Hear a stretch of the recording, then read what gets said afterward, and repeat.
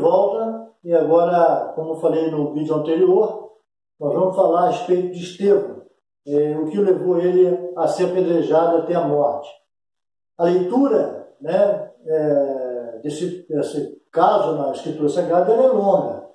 Ela consta ali no capítulo 6, a partir do versículo 8, e vai até o capítulo 7, até o seu último versículo.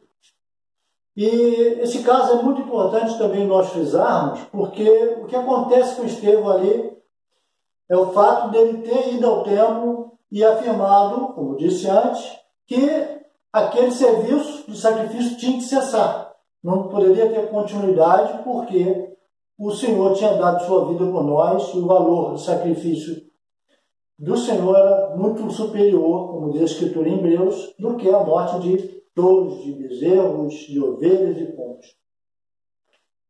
E como eles não acreditavam que Yahushua, Jesus era o Mashiach, eles não gostaram da pronunciação de Estevão. Estevão foi levado, preso, né? E lá foi julgado. Eu vou fazer uma leitura pequena da parte dessa passagem para a gente se situar na história, tá bom? Vamos lá. Capítulo 6 de Atos, de 8 a 15. Estevão, cheio de graça e poder, fazia prodígios e grandes sinais entre o povo. Levantaram-se, porém, alguns dos que eram da sinagoga, chamada dos libertos, dos sirineus, dos alexandrinos, dos da Cilícia, Ásia, e discutiam com Estevão. Veja o número de inimigos que Estevão arrumou aqui quando ele pronunciou, porque ele disse, eu vou ler a parte final lá, o que vai levar ele à morte.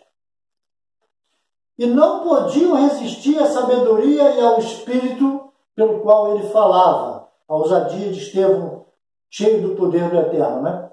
Então subornaram homens que disseram, temos ouvido este homem proferir blasfêmias contra Moisés e contra Deus.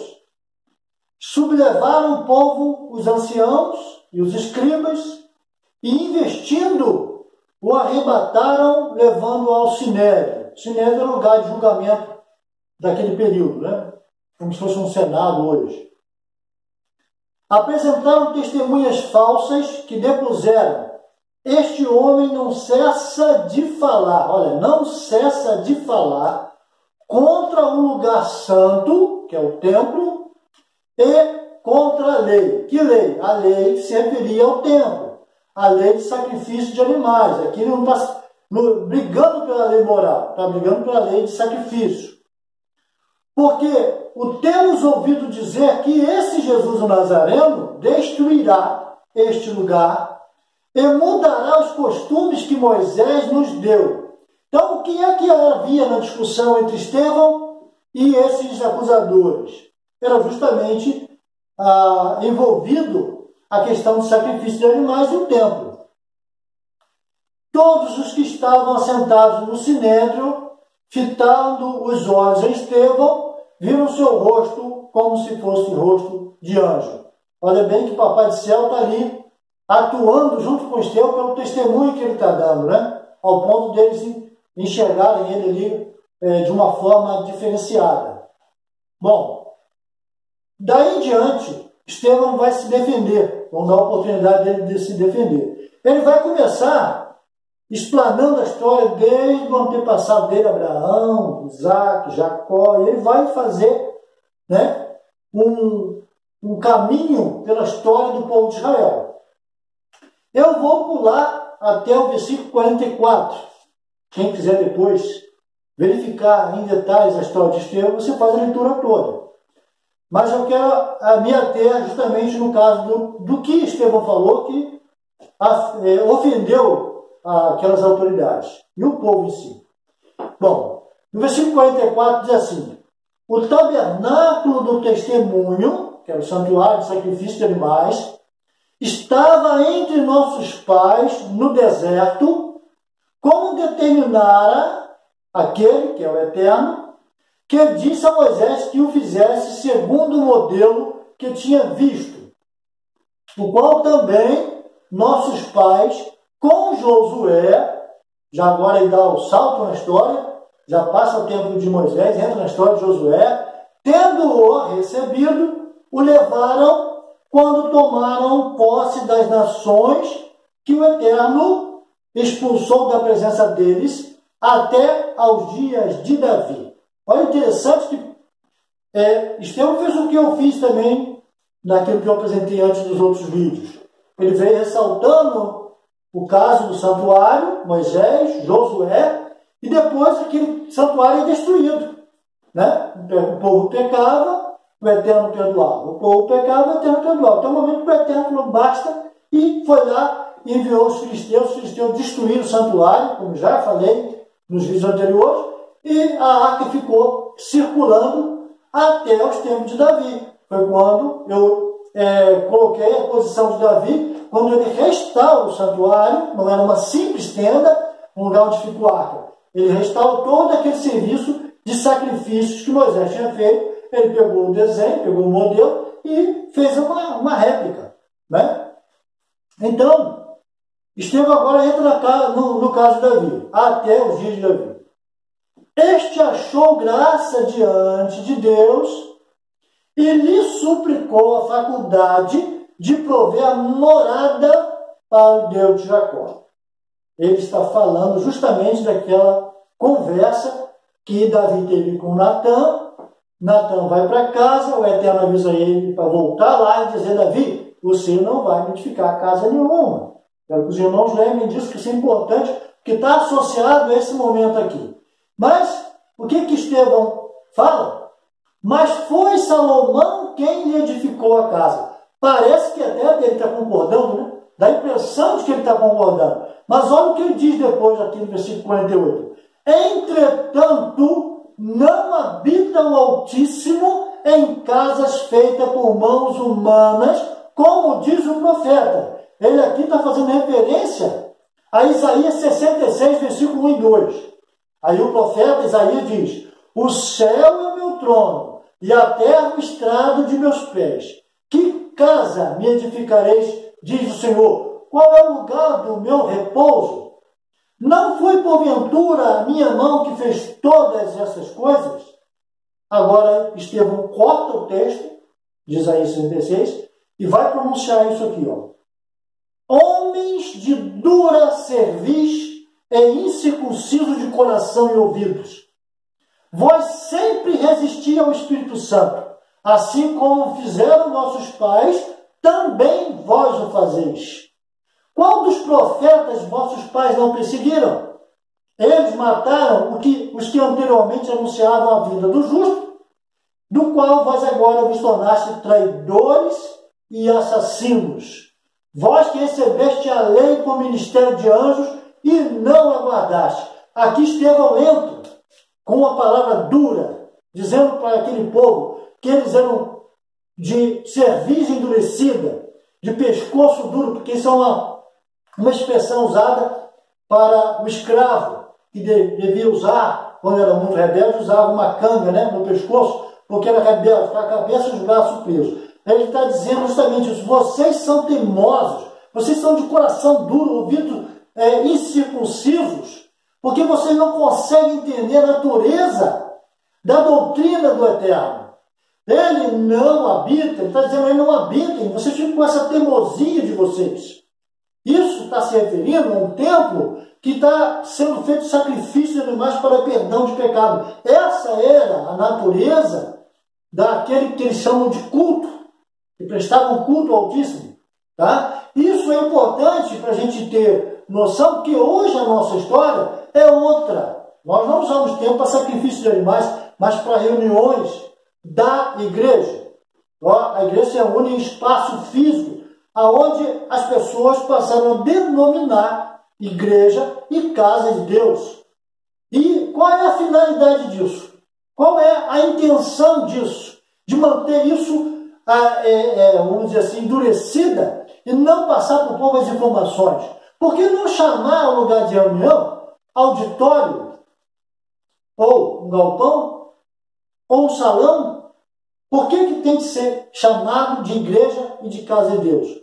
Qual é o endurecimento que essa liderança, seja ela protestante, seja ela católica, seja ela outras religiões, que afirmam, né, de usarem templos para os seus deuses, isso é complicado, porque eu vou ler também mais à frente a passagem onde uma relação entre trevas e luz, entre justiça e injustiça, entre o santuário do Todo-Poderoso e os ídolos. Isso lá em 2 Coríntios capítulo 6, nós vamos fazer uma explanação sobre isso. Isso é muito sério, irmãos, porque isso vai dar margem para outros enganos. Isso é como se fosse algo básico, né?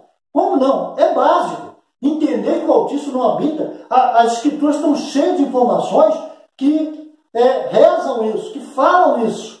Tá? Eu vou passar para uma delas agora, que está em Atos 17, o apóstolo Paulo fazendo uma visita a Atenas, cidade de Atenas, e ele vai entrar dentro de um templo. E esse templo pagão, não é um templo de judeus ou de sacrifícios animais. Ali é um templo pagão, um templo em Atenas. E ele vai dizer o seguinte, isso é Atos 17, de 22 ao 29. Ele diz o seguinte: então Paulo, levantando-se no meio do Areópago, que é uma área sagrada de um templo, disse: senhores atenienses, em tudo vos vejo acentuadamente religiosos. Porque passando e observando os objetos do vosso culto, que com certeza eram ídolos, encontrei também um altar no qual está escrito ao Deus desconhecido. Pois havia um espaço lá que os atenienses colocavam em uma pedra escrita ao Deus desconhecido, porque eles não queriam ter problema com deuses de outras nações. Então eles também adoravam outros deuses que eles não conheciam. Pois esse que adorais sem conhecer é precisamente aquele que eu vos anuncio. Olha o que ele diz: o Deus que fez o mundo e tudo que nele existe, sendo ele Senhor do céu e da terra, não habita em templos feitos por mãos humanas. Agora é o apóstolo Paulo fazendo essa declaração, tá? Ele vai continuar: nem é servido por mãos humanas, como se de alguma coisa precisasse. Pois ele mesmo é quem dá vida a tudo, respiração e tudo mais. De um só fez toda a raça humana para habitar sobre toda a face da terra, havendo fixado os tempos previamente estabelecidos e os limites de sua habitação, para buscarem a Deus, se porventura tateando possam achar, tocar nele, bem que não está longe de cada um de nós. Olha o que ele está dizendo: pois nele vivemos e nos movemos e existimos, como alguns de vossos poetas têm dito, porque dele também somos geração. Olha o que ele termina: sendo, pois, geração de Deus, não devemos pensar que o Eterno é semelhante ao ouro, à prata ou à pedra, trabalhado pela arte e a imaginação do homem. Ele vai fazer esse confronto com o povo que era idólatra, não tinha nada a ver com sacrifício de animais, perdão de pecado, era um povo idólatra. E ele aqui, com sua sabedoria, discernimento, aplica a mesma informação que Estevão aplicou para aqueles que deviam estar conscientes de que o Altíssimo não habita em templo feito por mãos humanas e que Davi tinha feito uma interpretação equivocada daquele caso da casa, né? Então, nós vamos para 1 Coríntios, capítulo 3, versículo 9, 16 e 17. Paulo também é bem incisivo aqui quando ele diz assim: porque de Deus somos cooperadores, lavoura de Deus, edifício de Deus sois vós. E um versículo bem conhecido, essa passagem é bem conhecida para a maioria dos crentes: não sabeis que sois santuário de Deus e que o Espírito de Deus habita em vós? Se alguém destruir o santuário de Deus, Deus o destruirá, porque o santuário de Deus, que sois vós, é sagrado. Esse é um texto muito claro, objetivo, determinante para que as pessoas possam compreender. Ou ele habita em templo de pedra, ou ele habita em templo de carne. Pedras vivas, como Pedro diz lá na carta dele, a primeira carta dele, no capítulo 2, que nós somos santuário, né, edificado como pedras vivas para sacrifícios espirituais ao Eterno. Tá? Então, seguindo. 1 Coríntios capítulo 6, versículo 19, diz assim: acaso não sabeis que o vosso corpo é santuário do Espírito Santo, que está em vós, o qual tendes da parte de Deus, e que não sois de vós mesmos? Veja quantas passagens nós vamos ter, eu não vou colocar todas, porque são muitas, mas estou colocando as que eu considerei mais importantes. 2 Coríntios capítulo 6, de 14 a 18. Essa passagem que eu falei sobre a comparação, o paralelo.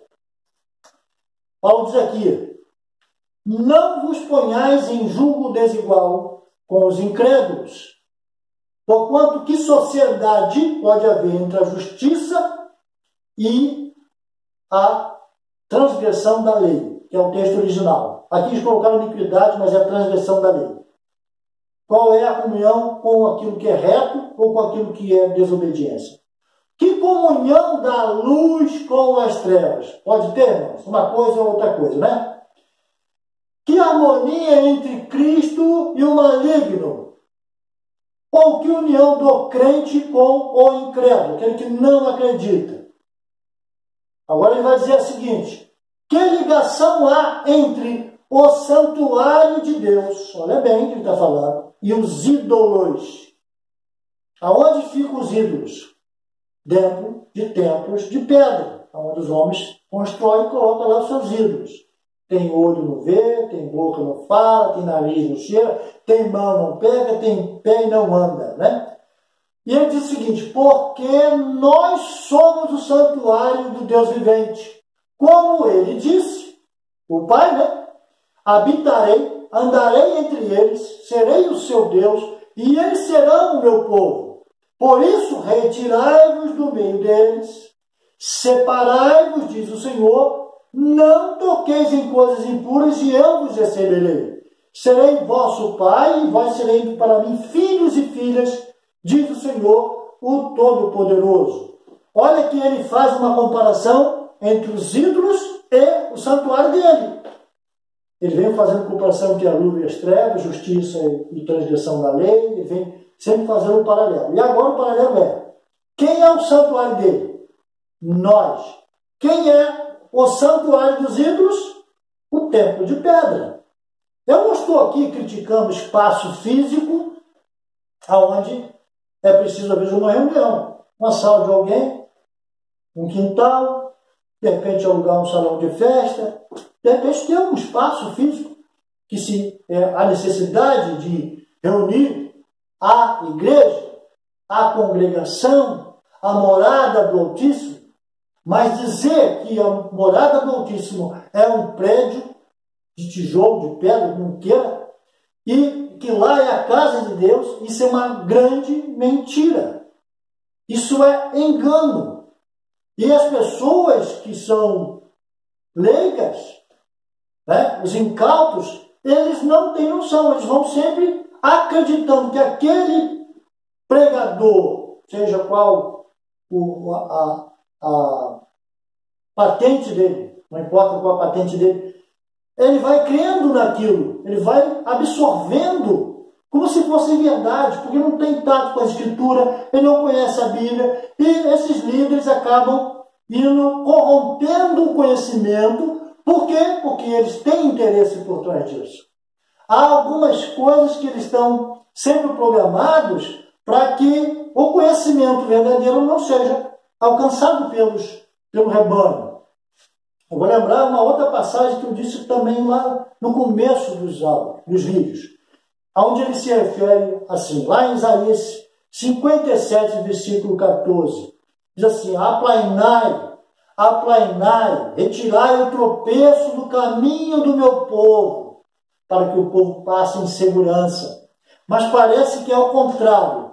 Vai se cavando mais buraco, vai se colocando mais troncos de árvore, para impedir que as pessoas passem com segurança. Em vez dos líderes realmente prepararem um caminho decente, todo arrumadinho para o povo que não tem conhecimento passar em segurança, não. Eles vão cavando mais ainda buracos, vão colocando mais empecilhos para que as pessoas possam andar com segurança. Isso é um crime, tá? Vamos continuar aqui, tá? Efésios, capítulo 2, versículos de 19 a 22, diz assim. Ele falando para os gentios, os estrangeiros, que não eram hebreus. Assim já não sois estrangeiros e peregrinos, mas concidadãos dos santos, e sois da família de Deus, edificados sobre o fundamento dos apóstolos e profetas, sendo ele mesmo, Cristo Jesus, a pedra angular, no qual todo edifício bem ajustado, cresce para santuário dedicado ao Senhor, ao Criador do universo, no qual também vós juntamente estáis sendo edificados para a habitação de Deus no Espírito. Isso é também muito claro. Em 1 Timóteo capítulo 3, versículos 14 e 15, Paulo fala a Timóteo o seguinte: escrevo-te estas coisas, esperando em ver-te em breve, para que, se eu tardar, fique ciente de como se deve proceder na casa de Deus. Como se deve proceder na casa de Deus? Aí alguém vai dizer que é o templo, né? Ele diz aqui, que é a igreja, o templo, a casa de Deus, que é a igreja de Deus, o Deus vivo, coluna e baluarte da verdade. Por que ele coloca Deus vivo? Porque os deuses mortos vivem em templos de pedra. A igreja que somos nós, somos a casa dele. E que nós devemos ficar bem comportados, proceder de maneira honesta, porque nós somos a sua casa. E nós somos a coluna e o baluarte da verdade. Nós somos a igreja, coluna e baluarte da verdade. É preciso nós encarnarmos essa natureza da igreja para que realmente façamos realmente o papel dela. Fazer valer o que realmente a Escritura nos ensina a respeito de nós sermos a morada do Altíssimo. Hebreus capítulo 3, de 1 a 6. Aqui o escritor aos Hebreus diz o seguinte: por isso, santos irmãos, que participais da vocação celestial, considerai atentamente o apóstolo e sumo sacerdote da nossa confissão, Jesus, o qual é fiel àquele que o constituiu, como também o era Moisés em toda a casa de Deus. Olha aí a relação casa de Deus com o Senhor e com Moisés. Moisés era fiel em toda a casa de Deus. Quem era toda a casa de Deus na época de Moisés? O povo, né? Então vamos lá. Jesus, todavia, tem sido considerado digno de tanto maior glória do que Moisés, e quanto maior honra do que a casa tem aquele que a estabeleceu. Então tem uma casa sendo estabelecida aqui, tá? Pois toda a casa é estabelecida por alguém, mas aquele que estabeleceu todas as coisas é Deus. E Moisés era fiel em toda a casa de Deus como servo, para testemunho das coisas que haviam de ser anunciadas. Cristo, porém, olha isso aqui, Cristo, porém, como filho, em sua casa, de quem casa? Casa do Altíssimo, a qual casa somos nós, se guardarmos firme até o fim a ousadia e a exultação da esperança. Só podemos ser a casa do Altíssimo, a qual casamos nós, se nós aguardarmos até o fim a ousadia e a exultação da esperança. Vamos ler também 2 Pedro, capítulo 2, E esse texto eu vou estar encerrando esse vídeo para darmos continuidade, não agora falando a respeito da casa, mas das consequências. E o próximo estudo que nós vamos compartilhar com os irmãos será sobre dízimos. Tá? É um assunto que tem estado em grande polêmica nas redes sociais. Nós temos visto muitas pessoas falando muitas e muitas coisas.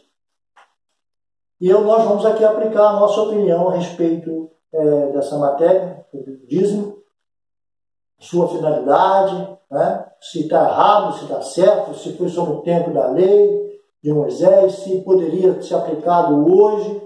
Então nós vamos trabalhar esse conceito do dízimo. Mas eu quero deixar aqui como início do próximo estudo a segunda carta de Pedro, no capítulo 2, de 1 a 3, que vai mexer com muita gente, porque pouca gente conhece essa passagem.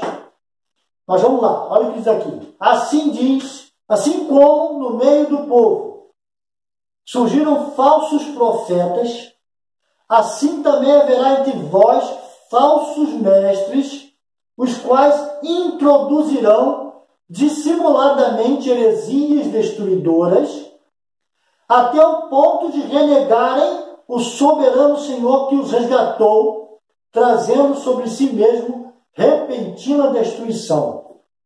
Olha, ele está afirmando que no futuro haveria pessoas que seriam mestres, mas falsos, que introduziriam ensinos com dissimulação, tá? Com facção, que heresia aqui é um termo grego que é aplicado à divisão.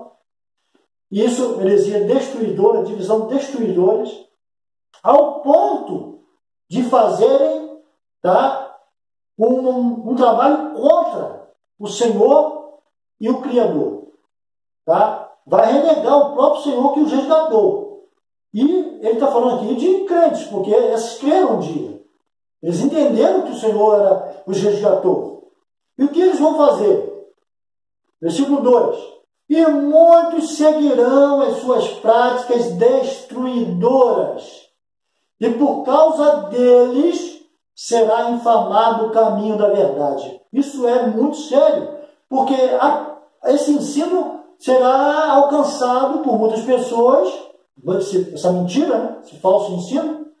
Muitas pessoas seguirão essas práticas erradas, e o próprio caminho da verdade, a própria doutrina ensinada na Escritura Sagrada, seria, de certa forma, torcido os valores, né? Como diz aqui, infamado o caminho da verdade. Agora, o versículo 3, que eu vou fechar aqui, diz assim: também movidos por avareza, ganância, farão comércio de vós. Olha o que Pedro está dizendo. Farão comércio de vós com palavras simuladas. Para eles o juízo lavrado a longo tempo não tarda, e a sua destruição não dorme. Irmãos, isso é uma coisa assim maravilhosa. Quando a gente pega um texto desse, escrito há quase 2000 anos atrás, e Pedro está lançando uma palavra, sabendo que muitos, depois dele, os apóstolos, seja o ano 100, 200, 300, 500, ano 1000, nós vamos falar agora de nosso tempo. Porque isso aconteceu também no passado, na Idade Média. Mas estamos falando agora, nossa história. Eu estou aqui escrevendo uma parte da minha história no meu século, afirmando para vocês que muitos enganos foram inseridos dentro da doutrina, tá, da Escritura Sagrada, dentro do texto bíblico, tá, torcendo versículos, acrescentando versículos, torcendo palavras, mudando palavras. São muitos erros cometidos para enganar as ovelhas.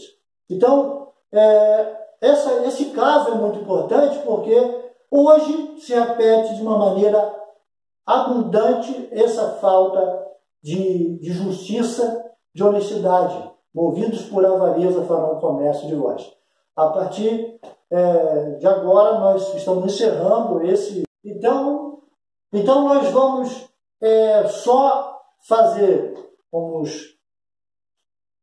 o somatório, né, a conclusão de que no nosso tempo, quantas pessoas têm sido enganadas, têm sido levadas a uma religiosidade sem saber que muitas coisas foram ensinadas de forma errada. Inclusive, o assunto que acabamos de ler fará um comércio de voz. Então, esse é o trabalho sobre a Casa do Eterno. Eu termino nesse vídeo.